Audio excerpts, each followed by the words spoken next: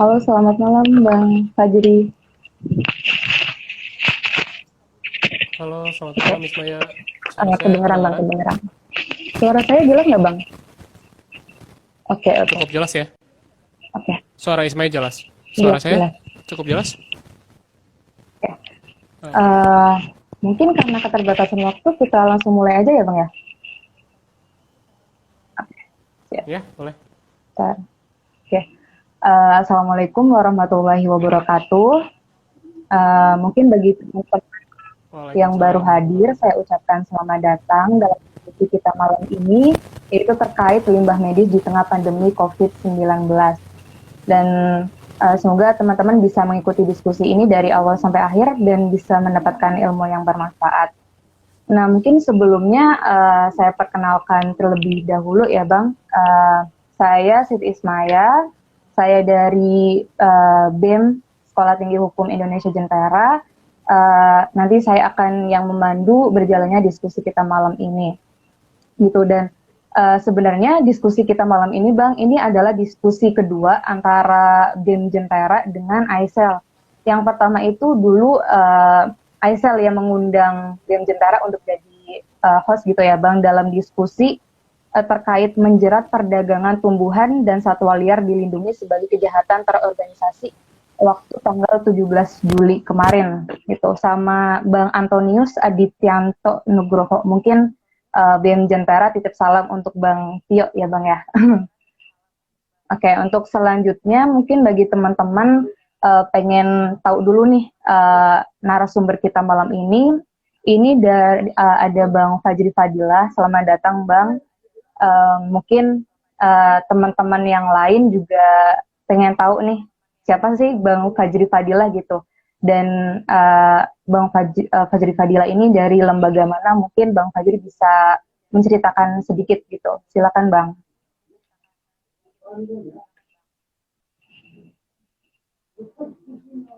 Halo Bang. Suaranya enggak. Halo. Suaranya nggak ada nih Bang. Eh, Belum ada suaranya Bang.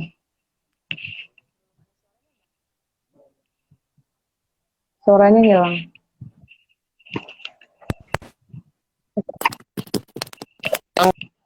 Kalau sekarang gimana? Terdengar? Sudah Bang. Halo? Oh, udah terdengar ya? Oke, oke.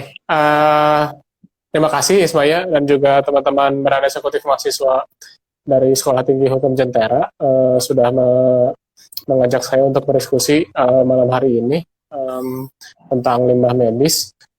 Perkenalkan, saya Fajri Fadilah, biasa dipanggil Fajri. Saya sekarang bekerja di Indonesian Center for Environmental Law atau Yayasan Pengembangan Hukum Lingkungan Indonesia. Biasa disebut juga dengan nama singkatnya AISEL. Saya sekarang menjadi kepala divisi pengendalian pencemaran dan kerusakan lingkungan hidup di AISEL. Yang mana saya aktif advokasi dalam beberapa isu pengendalian pencemaran dan kerusakan lingkungan seperti pencemaran udara, pencemaran air, termasuk juga pengelolaan sampah. Oke. Itu saja perkenalan dari saya secara Oke, singkat. Terima kalau kasih. mungkin teman-teman juga pengen tahu nih secara garis besar sebenarnya lembaga Aisal ini tuh bergerak di bidang apa sih Bang gitu? Selain divisi yang kata apa divisi gitu. Hmm. Ya, AISEL ini bekerja untuk tujuan mendorong pembaharuan hukum dan tata kelola lingkungan berbasis keadilan dan demokrasi gitu. Jadi untuk mencapai tujuan itu, AISEL aktif dalam bisa diringkas dalam tiga kegiatan advokasi gitu ya. Uh, ada advokasi kebijakan yang tujuannya maksudnya untuk reformasi kebijakan. mendorong pembuatan atau perubahan peraturan perundang-undangan yang tujuannya untuk memperkuat perlindungan dan pengelolaan lingkungan hidup. Lalu ISL juga giat dalam advokasi kasus gitu. Jadi kalau ada permasalahan pencemaran dan kerusakan lingkungan, baik itu yang sudah terjadi maupun yang belum terjadi dan itu terjadi sengketa antara antara dua atau lebih pihak, itu ISL juga membantu memberikan kemampuannya untuk memberikan memberikan bantuan kepada para pihak tersebut gitu, terutama yang tidak memiliki akses terhadap bantuan hukum. Lalu yang ketiga, ISL juga melakukan pengembangan kapasitas, baik itu untuk teman-teman masyarakat sipil, termasuk juga untuk pemerintah gitu, dalam upaya mengembangkan kapasitas mereka dalam advokasi di berbagai isu lingkungan hidup. Jadi tiga kegiatan itu yang dilakukan oleh para peneliti ISL, dan kita terdiri dari 3 divisi gitu. Selain ada divisi yang aku menjadi kepala divisinya, tadi divisi pengendalian pencemaran dan kerusakan lingkungan, ada juga divisi tata kelola hutan dan lahan, dan juga ada divisi tata kelola lingkungan dan keadilan iklim. Tiga divisi pada intinya ISL ini intinya bergerak pada reformasi hukum lingkungan gitu ya Bang ya? Ya, bisa dibilang secara ringkas seperti itu. Oke, karena narasumber kita udah memperkenalkan diri, mungkin kita langsung aja masuk ke pembahasan gitu ya Bang ya. Mungkin nanti kedepannya kita akan tanya jawab langsung, dan sebenarnya sudah ada beberapa pertanyaan yang masuk ke IG BEM Jentera. Nanti kedepannya semoga bisa terjawab oleh Bang Fajri, dan mungkin bagi teman-teman yang ingin bertanya di tengah diskusi kita, silakan. Semoga nanti juga bisa terjawab.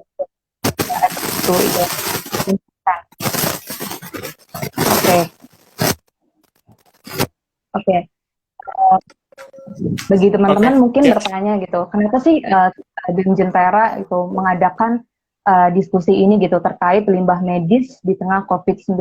Jadi ini tuh sebenarnya berangkat dari latar belakang kita gitu.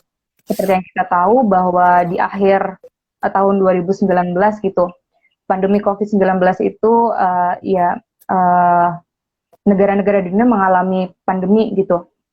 Dan Indonesia sendiri menjadi salah satu negara dengan jumlah kasus yang tertinggi, di mana tercatat pada hari ini aja terjadi penambahan kasus yaitu 2.317. Jadi dari awal pengumuman perdana pas waktu 2 Maret 2020 sampai sekarang itu ada 149.408 kasus gitu.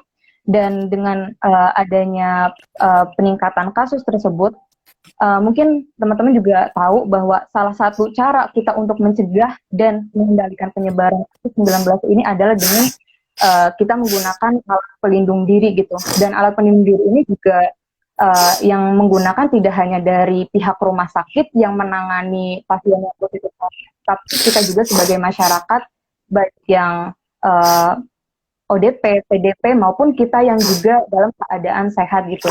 Dan terutama bagi kita orang yang sehat gitu, dan kawan-kawan yang mengalami ODP, PDP maupun yang positif, itu banyak yang menggunakan misalnya masker, terus alat pelindung wajah, pelindung kepala gitu, dan yang lainnya gitu. Nah, dengan adanya peningkatan penggunaan alat pelindung diri ini, konsekuensinya yang tentu kita tahu bahwa limbah medis pun itu terjadi peningkatan gitu, seperti data yang disampaikan oleh Roro Esti dari Sekretaris Kaukus Ekonomi Hijau, bahwa peningkatan limbah B3 sejumlah 30% itu dari sampah medis gitu Bang. Dan negara Cina sendiri sebagai salah satu negara yang pertama mengalami pandemi COVID-19 ini juga terjadi peningkatan, di mana biasanya per hari itu ada 40 ton, itu sekarang menjadi 240 ton per hari gitu.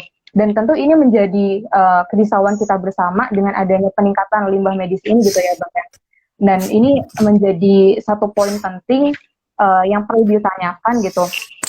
gimana sih tanggapan dari Bang Fajri sendiri gitu, terutama Bang Fajri sendiri sebagai sisi pencemaran dan kerusakan lingkungan gitu. Bagaimana melihat dampak dari peningkatan limbah medis di tengah pandemi COVID-19 ini gitu, Bang? Silakan. Oke, ya, terima kasih. Kedengeran, Ismail, Bang? suara saya kedengaran kan ya? Ya, tanggapan awal saya tentu dari segi data gitu memang data secara empiris seperti mengutip misalnya data yang lumayan primer sepertinya gitu dari Persatuan Rumah Sakit Indonesia atau Persi pun pada medio atau pada sekitaran bulan Mei atau Juni sudah menyatakan rilis gitu bahwa benar timbulan limbah medis itu meningkat dalam periode pandemi COVID-19 ini, dan rumah sakit Indonesia menghadapi masalah baru gitu atau menghadapi tantangan baru dengan bertambahnya timbulan limbah medis ini. Masalah yang timbul adalah tentu pertama bagaimana timbulan limbah medis ini tidak mengakibatkan menyebarnya virus corona semakin menyebar tidak terkendali gitu, sehingga meningkatkan juga pasien positif gitu dari COVID-19. Tapi selain kekhawatiran bahwa limbah medisnya juga bisa menyebarkan virus corona semakin parah, ada juga kekhawatiran limbah medis ini nantinya terus meningkat timbulannya secara signifikan, tapi tidak bisa terkelola dengan baik sehingga selain menyebarkan virus corona, pada akhirnya juga mencemari lingkungan juga gitu. Nah, permasalahannya bagaimana pihak-pihak selain rumah sakit, vaskes lah ya, secara umum fasilitas kesehatan bisa menjawab tantangan itu. Karena ya menjawab tantangan itu, dan nanti mungkin lebih lanjut kita akan masuk ke dalam perdebatan tentang misalnya bagaimana upaya menekan agar timbulan limbah medisnya tidak semakin banyak, dan di sisi lain selain menekan atau mencegah agar timbulan limbah medis tidak terus meningkat, lalu limbah medis existing yang sudah timbul itu harus ditangani dengan apa gitu, menggunakan teknologi apa, itu juga menjadi perdebatan. Ada perbedaan pandangan antara pemerintah dengan pihak masyarakat sipil, mungkin saya bilang gitu. Beda juga dengan ada perbedaan pandangan itulah yang perbedaan ini bisa jadi menimbulkan dampak yang berbeda juga di lingkungan dan masyarakat nanti gitu. Oke, terima kasih Bang. Terkait tadi Bang, menarik sekali terkait dampaknya terhadap lingkungan gitu. Nah, Aisal sendiri yang bergerak di bidang reformasi hukum lingkungan, Aisal ini sudah melakukan kajian belum sih Bang gitu terkait dampak dari peningkatan limbah medis ini terhadap lingkungan itu sendiri gitu?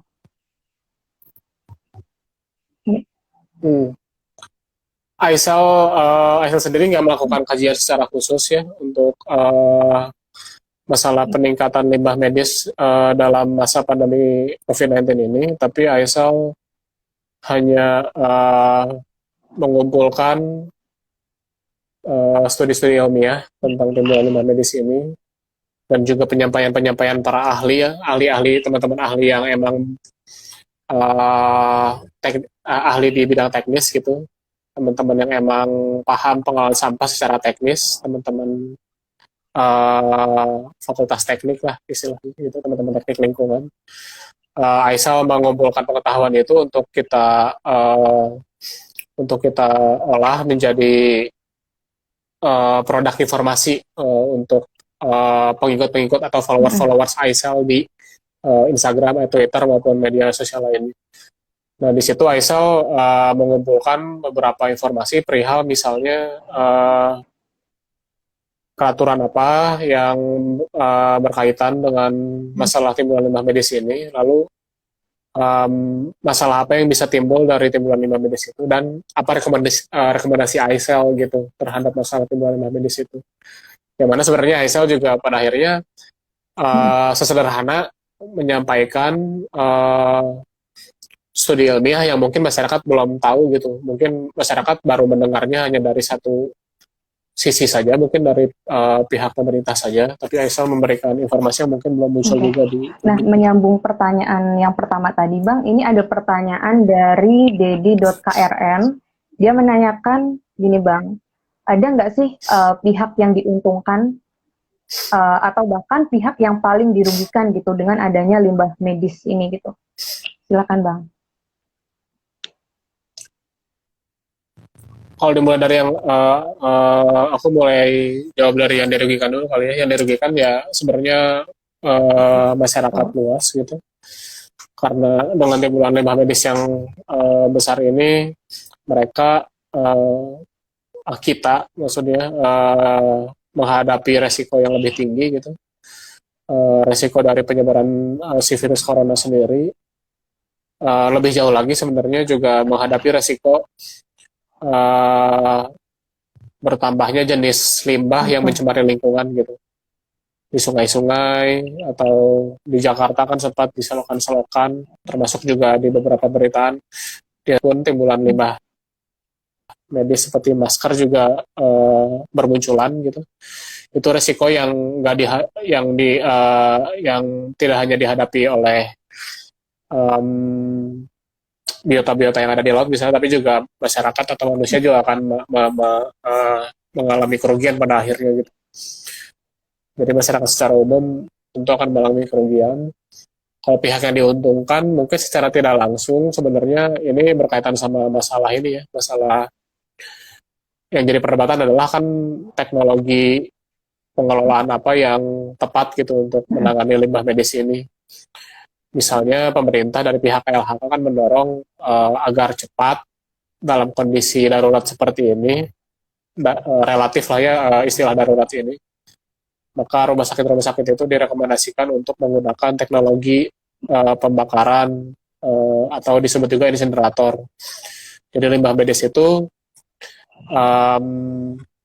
direkomendasikan dibakar saja di insinerator, suatu instalasi atau teknologi pembakaran yang sampai suhunya mencapai 800 sampai 1000 derajat Celcius gitu, kepada banyak rumah sakit. Mungkin kalau di daerah Jawa atau terutama mungkin di Jakarta relatif mungkin tersedia ya si fasilitas insinerator ini, tapi di tempat lain tidak. Tapi itu tetap didorong gitu oleh pihak KLHK agar, karena dianggap itu tepat dan cepat menangani masalah limbah medis. Nah, di dalam perspektif itu secara nggak langsung mungkin pihak-pihak promotor atau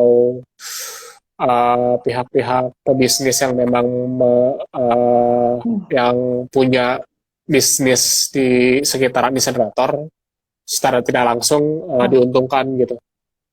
Nah, tapi kalau pada akhirnya si insinerator ini yang digunakan gitu dalam menangani limbah medis, masyarakat kan kembali dirugikan gitu, karena penggunaan insinerator ini tidak direkomendasikan gitu, misalnya oleh WHO sendiri gitu. Termasuk saya mengutip Healthcare Without Harm, salah satu organisasi lingkungan di level Asia Tenggara yang bekerja di isu kesehatan lingkungan di fasilitas kesehatan gitu. Dimana sebenarnya untuk menangani limbah medis dari pasien corona gitu ya, atau dari dalam keadaan pandemi corona ini, penggunaan insinerator itu tidak efektif dan malah menambah masalah. Karena sebenarnya kan limbah medis dari corona itu bisa disterilkan cukup dengan teknologi yang kisaran suhunya 75 derajat pun sampai 100 derajat Celcius sudah cukup gitu. Itu misalnya ya bisa dilakukan oleh teknologi autoclave atau microwave. Jadi beberapa rumah sakit sebenarnya bisa menggunakan itu cukup gitu untuk menangani limbah medis, tidak harus insinerator yang mahal dan apalagi juga pada akhirnya akan mencemari udara juga gitu dari hasil pembakaran itu. Nah, itu yang apa ya?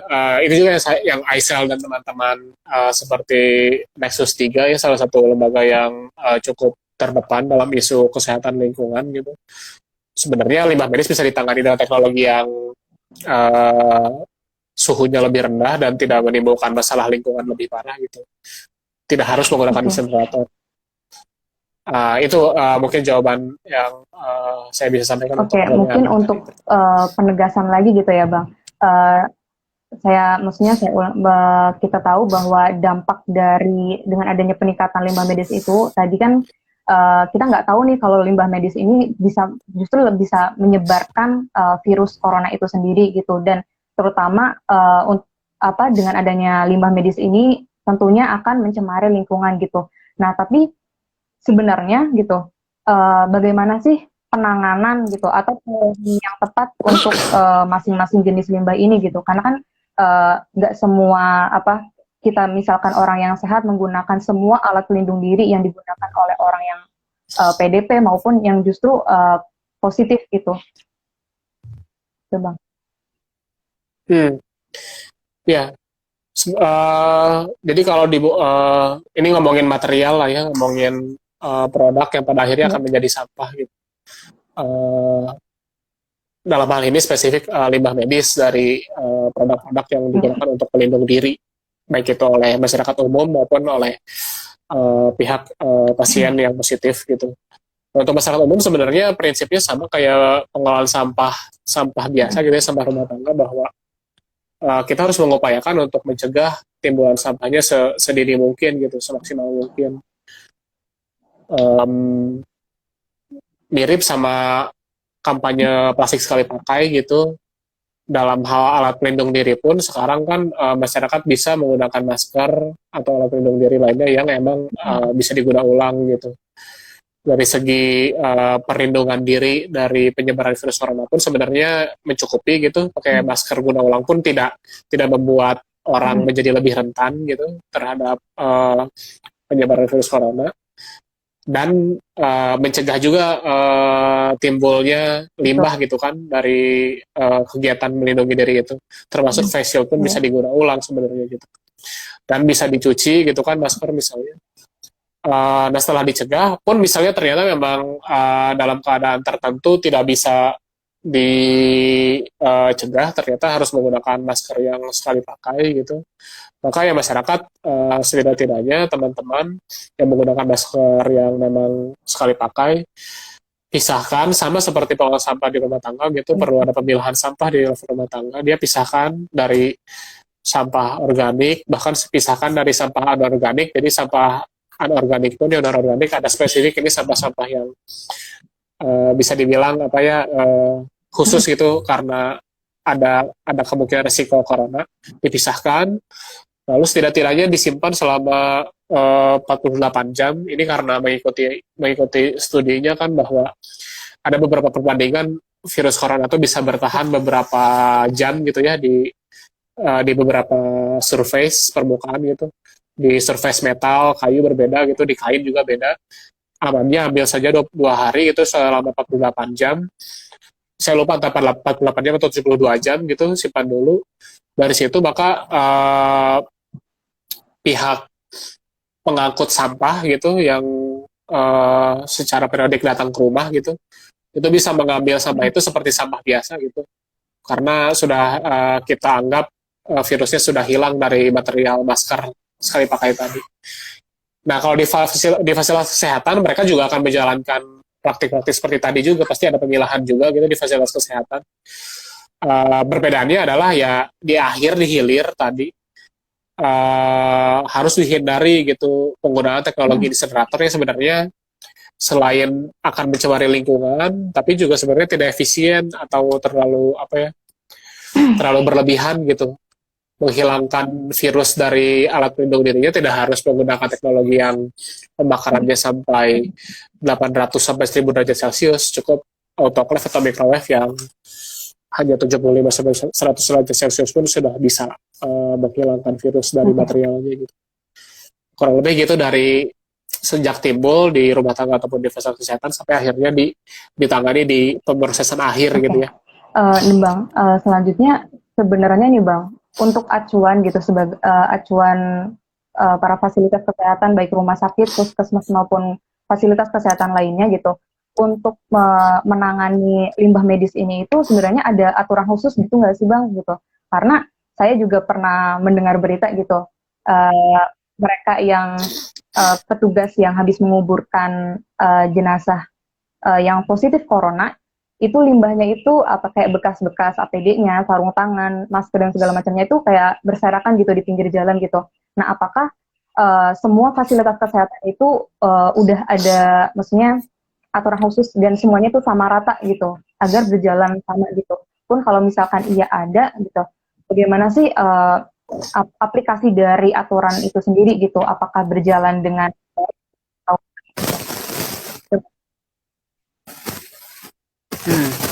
Ya, uh, Kementerian Lingkungan Hidup dan Kehutanan sudah punya produk hukumnya sih yang mengatur pengelolaan limbah medis gitu, ada di peraturan Menteri LHK, saya nomornya lupa, sekitar tahun 2015-an gitu.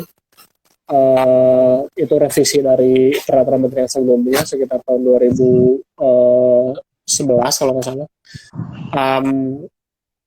Di dalam peraturan menteri itu sudah cukup lengkap gitu panduannya dari sejak limbah medisnya timbul di fasilitas kesehatan hingga akhirnya dari timbul lalu disimpan sementara. Setelah disimpan sementara lalu diangkut untuk bisa saja limbah medis itu diangkut dan diolah di rumah sakitnya sendiri jika misalnya rumah sakitnya punya fasilitas pengolahan sendiri, atau diangkut oleh pihak ketiga yang disebut pengangkut limbah B3 untuk dibawa ke pengolah limbah B3 jika ternyata rumah sakit atau fasilitas kesehatannya, puskesmas misalnya gitu, tidak punya pengolah limbah medis sendiri gitu. Nanti di pengolah limbah B3 ya tadi bisa jadi dia menggunakan insinerator, bisa jadi juga dia ditimbun gitu. Yang pasti limbah medisnya tuh sudah dipilah-pilah, dibedakan bersama kelompoknya gitu. Termasuk juga dikemas dalam kemasan atau wadah yang aman gitu. Misalnya limbah medis kan ada juga jarum suntik gitu kan, harus aman, tidak bisa tidak mudah bocor gitu. Itu prosesnya gitu, dan itu udah diatur di peraturan menterinya. Aku sendiri sebenarnya belum pernah mengkaji secara empiris apakah peraturan itu sudah diimplementasikan secara efektif atau para pengelola rumah sakit atau fasilitas kesehatan sudah menaati aturan atau panduan tersebut. Tapi ada beberapa presentasi dari KLHK yang saya baca yang mungkin tidak menggambarkan secara general, tapi ada temuan-temuan pelanggaran gitu. Teman-teman pelanggarannya ya misalnya limbah medisnya diolah di fasilitas kesehatannya, tapi diolah dengan cara yang tidak sesuai peraturan, misalnya dia dibakar secara terbuka gitu. Kalau dibakar secara terbuka tentu resikonya lebih parah. Dibakar dengan instalasi insinerator aja itu juga resikonya emisinya tetap berbahaya, apalagi dibakar secara terbuka. Terus juga ada juga pelanggaran di mana tempat penyimpanan sementara limbah medisnya gitu tidak sesuai peraturan, karena misalnya dia tempat penyimpanan sementaranya tidak tertutup. Lalu juga sebenarnya ada juga kaitannya aturan itu soal suhu tempat penyimpanan sementara juga diatur. Itu juga tidak pengaturan suhunya tidak sesuai sama peraturan menteri tersebut gitu. Kurang lebih seperti itu. Terus yang jadi masalah itu sebenarnya ada ketidakseimbangan kapasitas di antara vaskes di Pulau Jawa sama di luar Pulau Jawa. Kurang lebih sebenarnya hanya Pulau Jawa sama sedikit di Kalimantan lah yang fasilitas kesehatan tuh sudah punya kapasitas mengelola limbah medis dengan baik gitu. Di Kalimantan hanya sedikit gitu. Terutama pengolah limbah B3 tuh terpusat di Jawa gitu. Di Kalimantan hanya sedikit, di Sumatera tidak ada, jadi biaya pengangkutannya bisa jadi sangat mahal dan bisa jadi pada akhirnya resikonya limbah medisnya terbengkalai sih di beberapa pulau di fasilitas kesehatan. Itu masalah yang saya sempat baca dari presentasi Kementerian Lingkungan.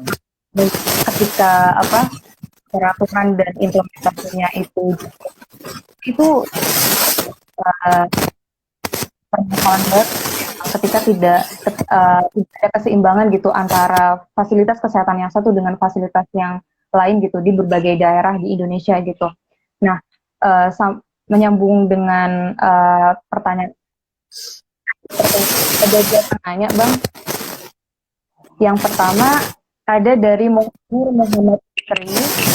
Ini mungkin hampir sama juga pertanyaannya dengan yang awal tadi gitu.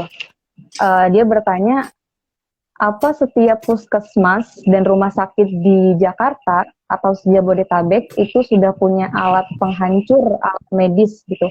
Di sini menyebutnya alat penghancur alat medis gitu. Dan apakah ASL apa advokasi yang telah dilakukan ASL dalam konteks ini? Gitu, Bang. Itu penanya pertama. Silakan mungkin dijawab penanya pertama terlebih dahulu kali, Bang. Silakan, Bang. Di Jakarta saja atau dia bertanya di Jakarta Maaf. atau Jabodetabek gitu. Mungkin karena tinggal di Jakarta atau di Jabodetabek ya, Bang. Jadi dia khusus tanya di Jakarta atau Jabodetabek gitu. Oke. Nah, kembali lagi, Aisyah tuh belum pernah mengkaji secara empirik ya soal kemampuan fasilitas kesehatan dalam mengelola limbah medisnya yang timbul di vaskes tersebut.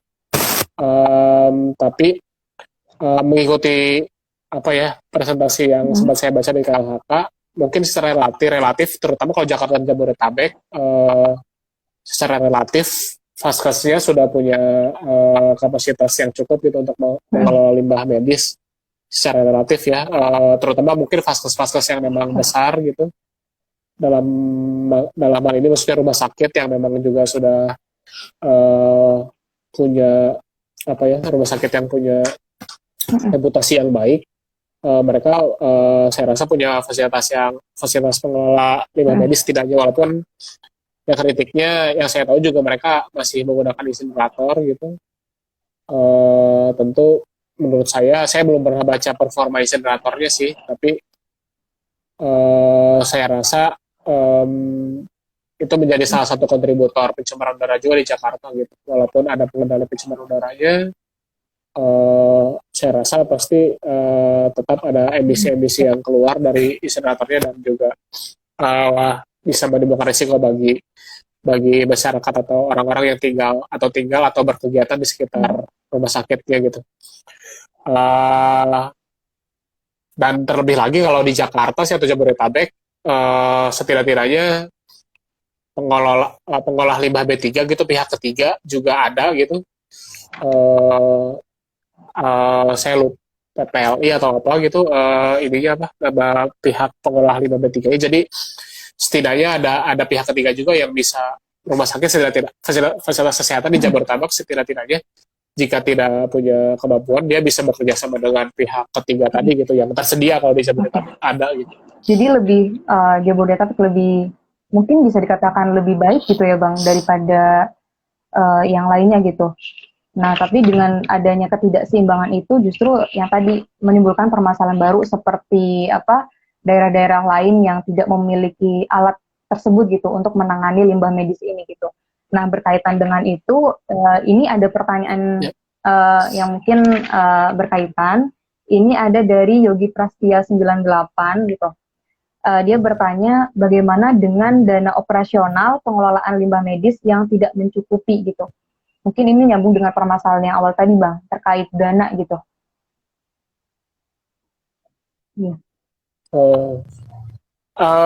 Itu saya belum pernah dengar sih berita soal dana operasional yang tidak mencukupi. Tapi misalnya saya nggak tahu itu terjadi di spesifik di daerah mana gitu. Tapi kalau misalnya itu terjadi, saya rasa ini berarti kan permasalahan lintas sektoral ya, lintas lintas kementerian. KLHK memang berperan memberikan panduan bagi Vaskes bagaimana bagaimana panduan penanganan limbah medis dalam masa pandemi ini. Tapi di aspek lain pun tentu Kementerian Kesehatan punya peran juga seharusnya ya, jika memang ditemukan ada permasalahan dana operasional untuk penanganan limbah medis yang tidak mencukupi, maka Kemenkes harus mengambil perannya gitu untuk mengatasi masalah kekurangan dana operasional itu. Dan ya ini berkaitan lagi juga dengan tadi masalah ini ya, masalah pilihan teknologi pemrosesan akhir limbah medisnya gitu. Jika memang saya rasa sih kalau misal dibandingkan, kalau bisa ternyata fasilitas kesehatan memilih teknologi insinerator, tentu beban biayanya akan lebih besar dan akan berpengaruh pada dana operasional tadi, akan lebih besar juga kebutuhannya.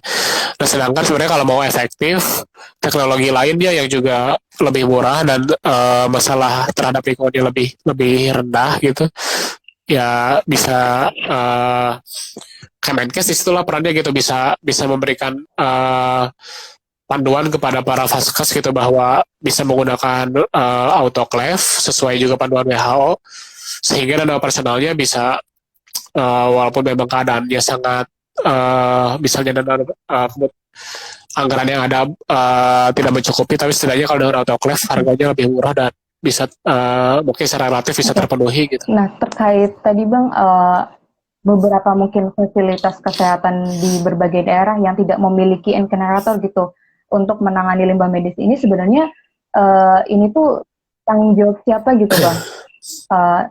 Jadi biar ada keseimbangan gitu antara fasilitas kesehatan yang satu dengan yang lainnya gitu di berbagai daerah gitu. Tanggung jawab utamanya sebenarnya ada di pelaku usaha. Dalam artian ini adalah pengelola fasilitas kesehatan gitu. Mungkin ada perbedaan sedikit antara vaskes yang swasta maupun vaskes yang milik pemerintah gitu. Tapi vaskes itu yang tentu yang punya wewenang dalam dan tanggung jawab dalam mendesain atau menyusun anggaran operasional mereka gitu kan. Termasuk yang anggaran operasional adalah merencanakan butuh anggaran berapa untuk melaksanakan atau menjalankan penanganan limbah medis yang baik. Nah, kembali lagi misalnya kalau di daerah-daerah di luar Jawa gitu, ya perlu menyesuaikan anggarannya, bisa harus apa ya, anggarannya bisa disesuaikan dengan kebutuhan teknologi yang memang tepat guna tapi murah. Kembali lagi tadi gitu, pilihan antara teknologi insinerator dan autoclave gitu. Tapi di luar itu, selain vaskesnya sendiri juga bisa mendesain anggaran dengan baik gitu, sehingga dia bisa menyediakan fasilitasnya dengan mencukupi, fasilitas penanganan medis yang mencukupi. Di sisi lain, pihak pemerintah bisa juga mendorong timbulnya atau munculnya pelaku usaha atau pengolah limbah B3 di pulau-pulau di luar Jawa gitu, sehingga beban penanganannya tidak hanya ditanggung oleh pengolah limbah B3 yang ada di Pulau Jawa gitu. Jadi di Kalimantan atau di pulau-pulau lain pun perlu didorong adanya munculnya pengolah limbah B3, pelaku usaha yang baru gitu di sana. Oke, nah terkait tanggung jawab nih Bang, balik lagi ke soal yang tadi terkait pelanggaran gitu, bahwa kita juga sebenarnya sudah punya aturan gitu terkait penanganan limbah medis ini gitu, tapi implementasinya mungkin ada beberapa yang memang tidak sesuai gitu.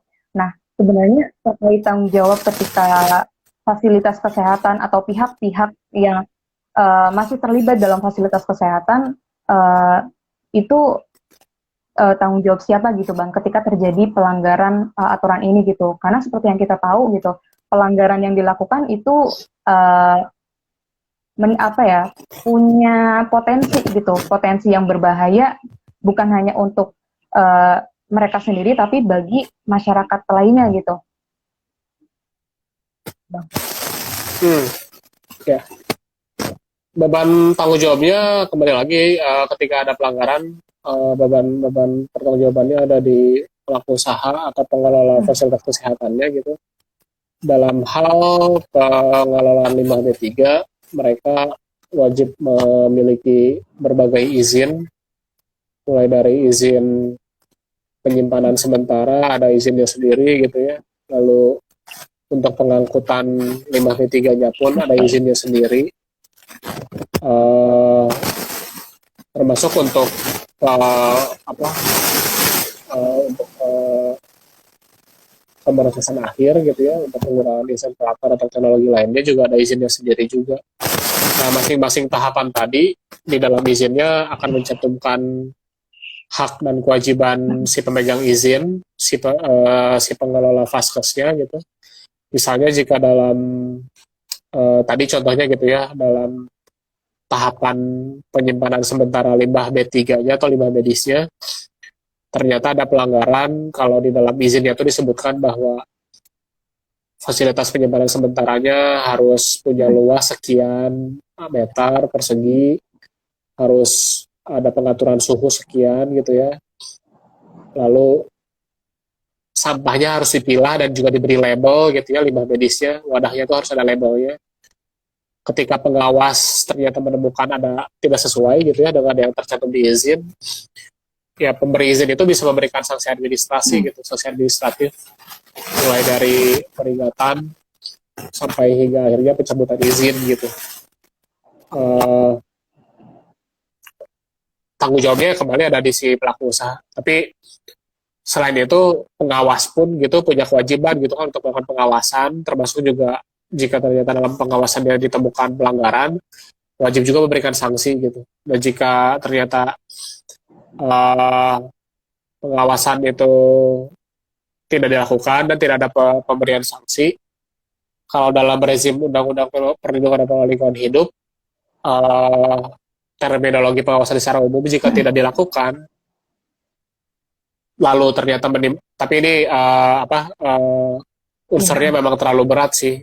Jika pengawasannya tidak dilakukan dan terus menimbulkan hilangnya nyawa gitu, baru itu ada ancaman sanksi pidana bagi si pejabat pengawas itu gitu, si pemerintah.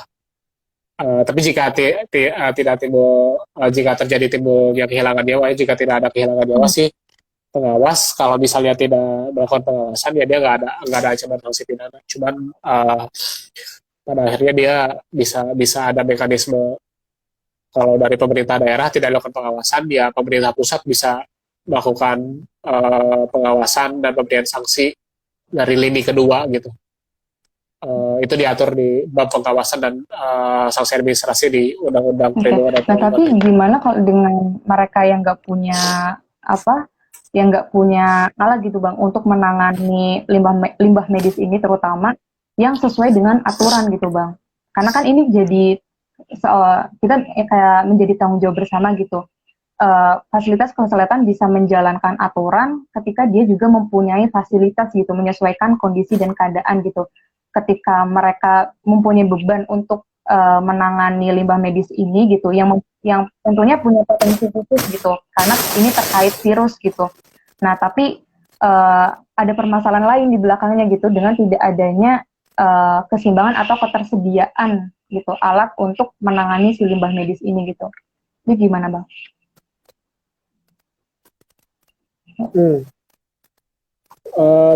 Kalau ada vaskes yang memang tidak punya kapasitas atau tidak menyediakan fasilitas penanganan limbah medis, tentu pilihannya dia bekerja sama dengan pihak ketiga gitu. Tapi tentu dimensi tantangannya berbeda dengan vaskes satu dengan yang lainnya. Misalnya kalau vaskes di luar Pulau Jawa tentu tadi menghadapi minimnya juga pelaku usaha atau pebisnis di bidang pengolahan limbah B3, maka ya tentu mereka pihak-pihak di luar Pulau Jawa itu pasti akan menghadapi beban biaya yang lebih tinggi sih untuk bekerja sama dengan pihak ketiga. Dan setidaknya tapi ya itulah pilihannya gitu. Kalau memang Vaskesnya tidak menganggarkan punya fasilitas pengolah limbah B3 sendiri, ya dia mau tidak mau harus bekerja sama dengan pihak ketiga dengan biaya yang mungkin lebih besar gitu. Tapi itu harus dilakukan gitu. Kalau misalnya tidak dilakukan, tentu sebenarnya kan timbulan limbah medis itu kan ada manifestnya juga ya, ada catatannya timbulan limbah medisnya berapa banyak gitu. Pengawas pengawas dalam melakukan pengawasan akan memeriksa itu jika timbulan limbah medisnya ternyata dengan antara yang tercatat dengan yang ditangani tidak sesuai gitu. Ternyata misalnya ada sekian ton atau sekian limbah medis yang ternyata tidak jelas kemana gitu ya, karena Vaskes tidak punya fasilitas, dia tidak bekerja sama juga dengan pihak ketiga, ya itu pelanggaran yang harus diberikan sanksi gitu. Ya jalan keluarnya tentu Vaskesnya harus mencari jalan keluar segera, ya dia mengadakan fasilitas pengolah limbah B3 sendiri atau tadi segera bekerja sama dengan pihak ketiga. Dan sebenarnya salah satu opsinya sangat memungkinkan untuk dilakukan gitu ya. Tadi misalnya menyediakan fasilitas penanganan limbah B3 sendiri gitu di masing-masing Vaskes. Ya mungkin cara yang bisa dilakukan selain kita memberikan dukungan gitu Bang ya, memberikan dukungan kepada fasilitas kesehatan yang tidak mempunyai fasilitas itu sendiri untuk menangani limbah medis gitu. Mungkin cara lain juga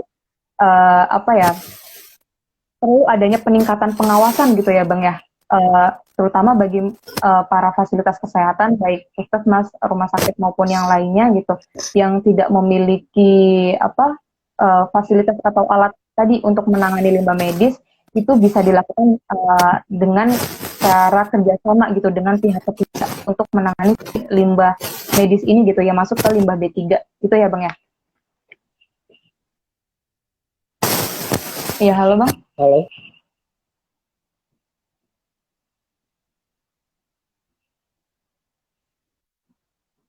Masih tersambung Bang?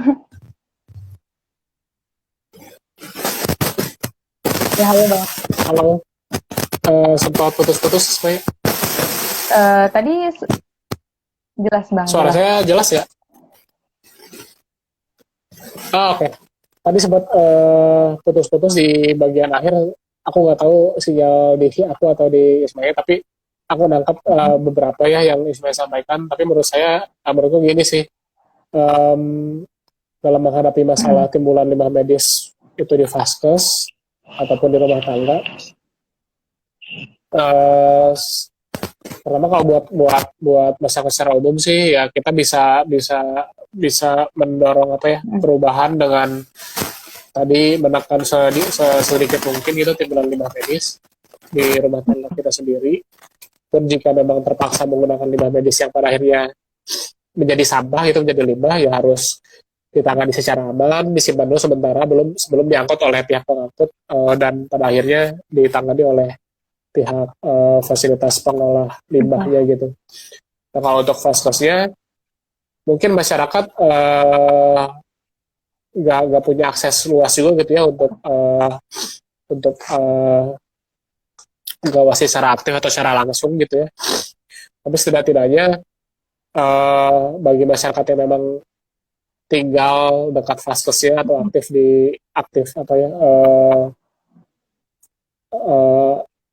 tinggal dekat Vaskesnya terutama gitu, ya bisa berperan secara aktif sebenarnya mendorong agar Vaskesnya menggunakan teknologi yang tepat juga gitu. Karena kalau misalnya saya memposisikan diri saya tinggal di dekat Vaskes yang menggunakan insinerator, saya tentu akan keberatan gitu karena itu akan memberikan dampak yang buruk juga pada tempat tinggal saya gitu. Saya akan terpapar pencemaran.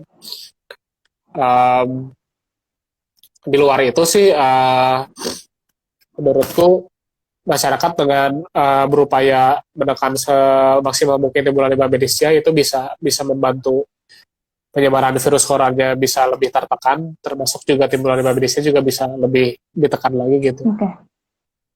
Sehingga beban penanganan limbah medisnya bisa lebih rendah. Nah, mungkin itu bisa jadi pemantik itu Bang. Mungkin Bang Febri bisa kasih poin-poin penting nih buat teman-teman yang hadir di sini gitu. sebenarnya bagaimana sih? Halo Bang, Ya, halo. mungkin Bang Fajri bisa Bagaimana, kasih poin-poin penting gitu kepada teman-teman di sini yang hadir. Gimana sih kita sebagai masyarakat gitu terutama dan fasilitas kesehatan gitu masing-masing uh, bisa meminimalisir gitu, terutama penggunaan alat pelindung diri itu sendiri dan meminimalisir peningkatan limbah medis itu sendiri gitu Bang. Mungkin bisa dibedakan gitu antara masyarakat kita gitu, masyarakat biasa kita dan fasilitas-fasilitas kesehatan gitu. Mungkin karena perlakuan yang berbeda gitu, ada perlakuan yang berbeda. ya, ya kita bisa mulai dulu dengan gini sih, baik di rumah tangga maupun di vaskes kan ada resiko timbulan limbah medisnya meningkat gitu ya. Nah, kita mulai dulu dari rumah tangga. Kalau di rumah tangga kita sendiri gitu ya, maksudnya di masing-masing rumah, seperti yang tadi saya sampaikan, sebenarnya kita bisa menekan timbulan limbah medisnya dengan menggunakan alat pelindung diri yang bisa diguna ulang gitu, masker guna ulang, face shield juga guna ulang gitu.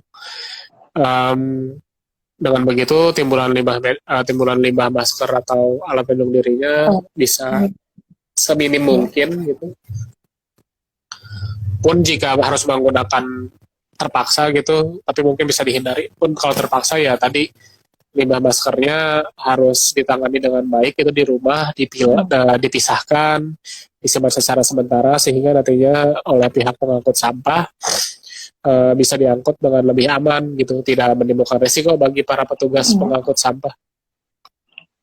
Nah, selain itu sebenarnya membantu vaskes agar timbulan limbah medisnya tidak meningkat, ya itu juga bergantung pada apa ya? Kalau kebijakan pemerintah mungkin nggak bisa diharapin kali ya. Tapi kita setidak-tidaknya masing-masing dari kita lebih awas dan lebih sadar diri saja bahwa kita ya sebaiknya memang pada tahap sekarang pun walaupun digaung-gaungkan apa kebiasaan baru atau new normal itu ya bagi saya sih kita harus tetap lebih sabar aja, tetap harus di rumah dulu gitu sehingga tidak menambah pasien positif. Karena kalau kita tidak apa ya tidak bisa menahan diri untuk berkegiatan di luar, lalu kita masuk atau terpapar resiko lebih tinggi untuk terpapar virus corona, pada akhirnya kita menambah beban kerja fasilitas kesehatan gitu, menambah resiko bagi para tenaga kesehatan sendiri yang sudah banyak yang gugur juga, merupakan kerugian bagi masyarakat juga, bagi Indonesia sendiri. Tapi di luar itu juga kan selain itu, kalau pasiennya menurun gitu, timbulan limbah medisnya juga akan menurun gitu. Timbulan limbah medis yang ada di vaskes gitu ya. Jadi kalau misalnya warganya, masyarakatnya bisa menahan diri, bisa lebih disiplin, walaupun kebijakan pemerintahnya inkonsisten gitu, saya rasa pasien positifnya bisa menurun. Pada akhirnya limbah medisnya juga akan menurun gitu. Itu yang bisa kita bantu untuk para vaskes dan para nakes tenaga kesehatan kita gitu. Baik itu dalam kaitannya limbah medis maupun dalam hal penyebaran corona. Itu poin-poin dari saya. Kalau dari fasilitas kesehatan itu sendiri gimana Bang? Tadi yang pertama di forum nih Bang. Ya kalau dari fasilitas kesehatan tadi sebenarnya yang saya sampaikan maksudnya yang utama sih ya, yang paling pokok adalah kita membantu agar peningkatan pasien positifnya bisa berhenti dan akhirnya menurun, pada akhirnya bisa membantu vaskesnya juga menurunkan juga timbulan limbah medisnya. Tapi di sisi lain, vaskes tentu menghadapi timbulan limbah medis yang existing ya, yang sudah ada gitu. Yang menurutku peran masyarakat adalah harus meluruskan ini ya, harus meluruskan informasi yang cukup sesat dalam artian misalnya penggunaan teknologi insinerator di vaskesnya gitu, yang mana sebenarnya malah menambah resiko warga juga gitu karena adanya risiko pencemaran udara misalnya, Termasuk juga abu-abu sisa pembakarannya juga akan menjadi limbah B3 juga. Padahal sebenarnya limbah medis dari penanganan corona mah sudah cukup juga ditangani dengan teknologi yang lebih rendah gitu suhunya kayak autoclave dan microwave. Jadi pengetahuan-pengetahuan seperti ini gitu ya yang sebenarnya udah banyak aku rasa gampang ditemukan gitu bisa disebarluaskan gitu sehingga vaskes-vaskes di sekitar kita bisa bisa bisa tahu informasi yang tepat gitu dalam dalam menangani limbah medisnya gitu. Tidak menggunakan teknologi yang keliru lagi seperti insinyur. Oke, terima kasih Bang. Suara saya masih jelas ya? Oke, ya. Terima kasih kembali. Jelas. Waktu kita beberapa menit lagi akan habis nih Bang, karena waktu di IG kan cuma 1 jam ya Bang ya. Mungkin saya cukup berterima kasih kepada Bang Fajri karena bisa memberikan jawaban-jawaban yang komprehensif dan cukup lengkap gitu ya Bang ya, dan cukup jelas dan intinya good point gitu untuk teman-teman yang terutama menitip pertanyaan gitu ke IG BEM Jentera gitu. Nah, tapi sebelum saya mengakhiri, mungkin saya kasih beberapa poin penting gitu ya Bang dalam diskusi kita malam ini. Yang pertama, ya terutama terkait dampak gitu ya Bang dengan adanya peningkatan limbah medis ini gitu.